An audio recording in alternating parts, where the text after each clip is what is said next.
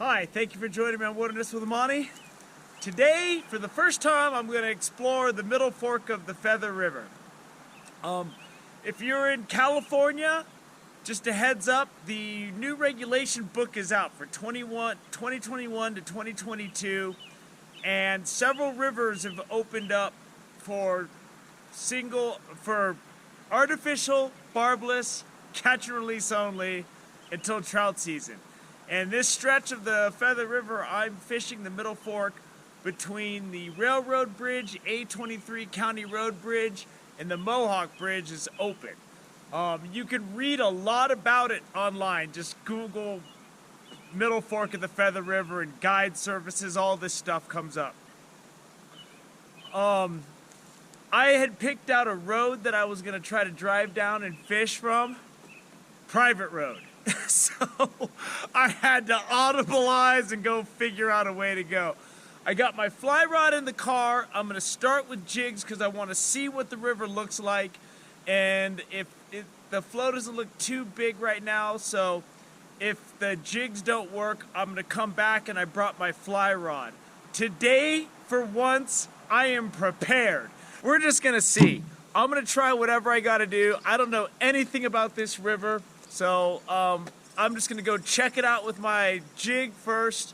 If I have luck with that, then maybe that's all I'll do. If I don't have luck with that, I got a number of nymphs and woolly buggers that are all barbless, and everything's good to go. I'm fishing single barbless, catch and release today, and I'm going to go down there and I'm going to go check it out and see. So basically, I just pulled off the main highway, and there's a nice trail down here. It's nice to have a nice trail that's nice and soft, that I'm not like climbing down giant rocks. Like, this is a really nice looking piece of water. The problem with this is there's not a lot of it. It gets really slow down there, but I haven't really looked at the river, so I don't even know what I'm talking about. So what did I fish? And then I'll tell you.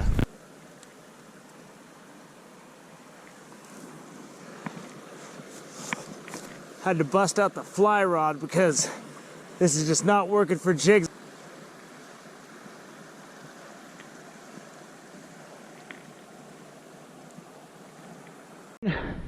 Hit one on a fly, beadhead, nice rainbow. But this barbless hook, boy. Woo, here he goes. There he goes. I don't use a strike indicator, I just watch my line. And all my friends, they're like, how do you do that? And you just, I don't know, I've been doing it for so long. Oh, come on, buddy. This is the one good pull I could find, so I had to make the most of it. Let's see if I can't land this guy. He's not ready yet.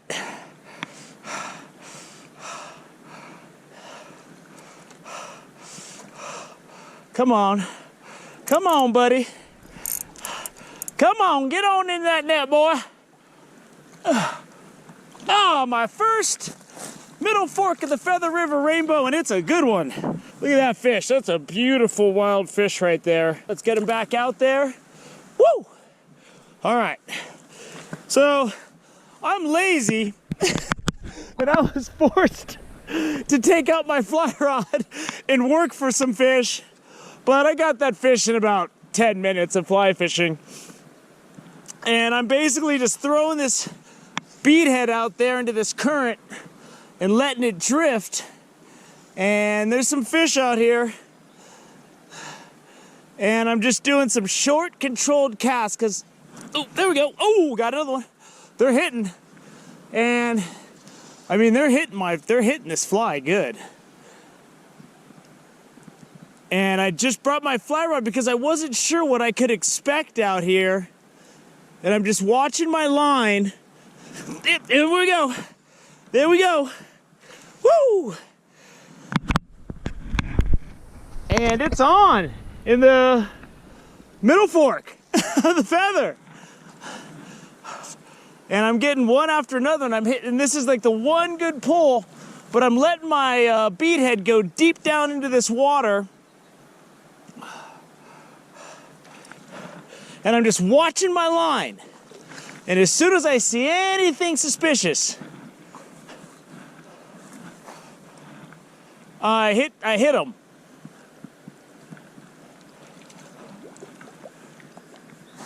Let's see if I can't get him in the net. Wow, all these fish are really colorful and beautiful. Beautiful, colorful fish. Get them back out there so he can grow, get a little bigger.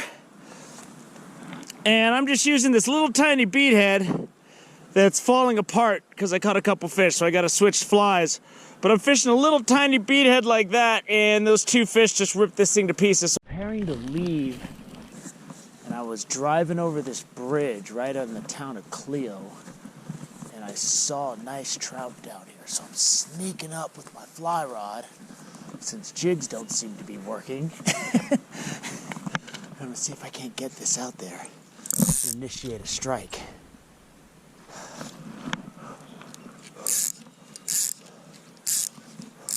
And he's right in that shade barrier.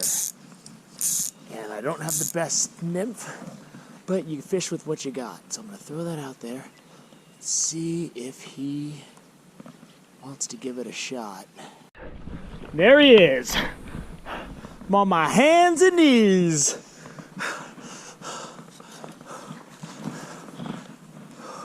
Woo, he's a good one.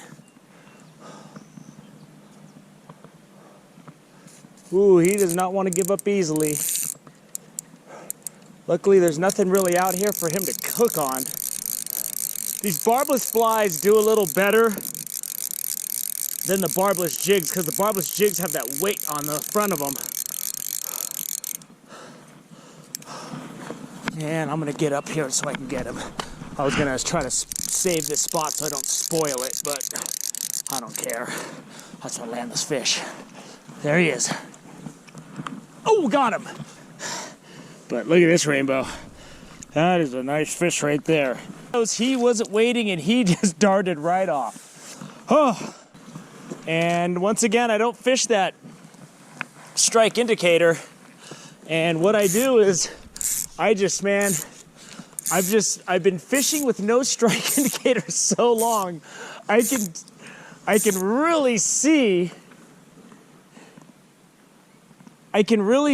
when something hits. There's one. Oh, I had another one. There's a couple fish. There's a really deep hole right along this bank. And I'm just letting my fly sink down to the bottom, and then I'm giving it a little pop. Just a little dink dink. I'm watching my line, and if I see any kind of hesitation or anything, I set. I just got a really good hit on the back end of this pull. And I'm just giving it little tiny taps to see if I can't get him to hit again. Let's give this another run. There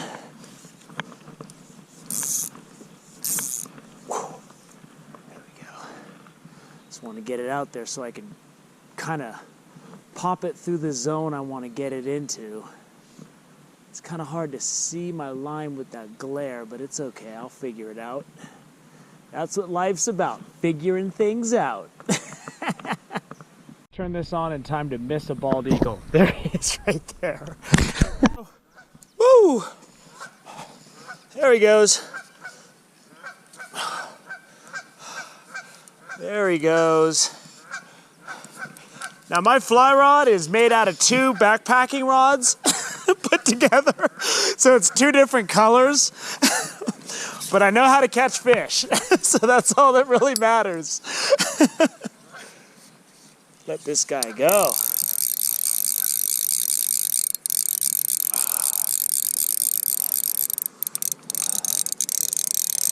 These fish got spirit in this river, though. I'll tell you that much.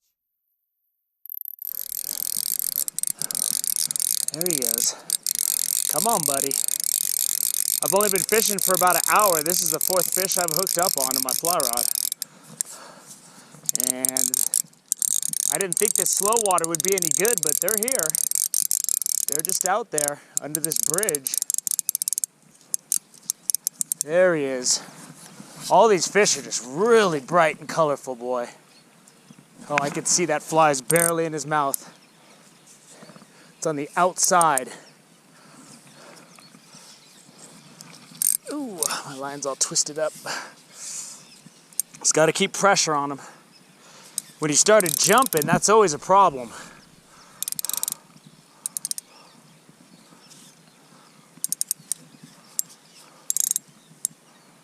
All right, let's see what you got here. Ooh. I mean, this river where I'm fishing, it doesn't look very impressive, but the fish are really nice, man.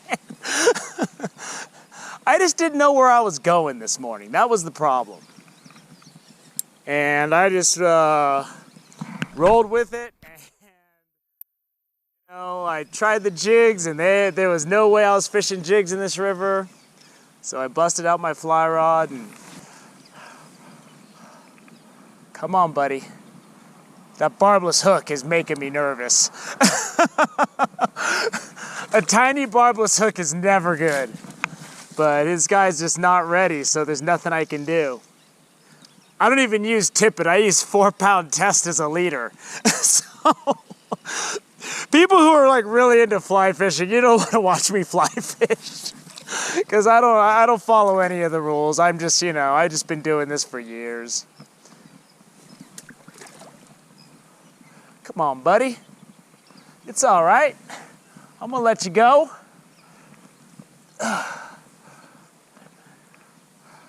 Or you're gonna get away, one of the two. I can definitely see that bead head right on the outside of his mouth, though. Ah, I got him. Oh, there's some nice fish in the middle fork of the feather. I'll go back and grow. Well, I fished 2 spots and I got 4 fish. And basically, the first bead head I was using fell apart after the second fish. It was just ratted. I'm just using this little bead head. That's what I got the last 2 fish on. And my fishing rod, as I told you, notice it's green on this part and black on this part. That's because I snapped the tip off my rod that I liked, this one, and I bought a cheap backpacking rod and I didn't like the butt end of it, so I just put these 2 together and I've been using it and I catch fish all the time. So, I mean, I'm an unorthodox fly fisherman. I've just been doing it for 30 years, so there was a point in my life where all I did was fly fish in rivers. And I never used my spinning rod. Now, the spinning rod is the preferred way for me to catch good-sized trout in good flowing rivers. This middle fork of the Feather River just doesn't have the flow to where I'm going to be able to fish an 1/8 ounce jig. I mean, I could. I went down to that first pull and I hooked something really quick and he got off. But then I busted up my fly rod and we made it happen. You know, sometimes you just got to make it happen. Because when you throw that big jig down there, the fish are just like, come on, dude. There's barely any water in here. You're like bouncing that thing in my face. They gave me their version of the finger, which was the fin. So I busted this out and I got some stuff done. Thank you for joining me on Wilderness with Amani. Until next time.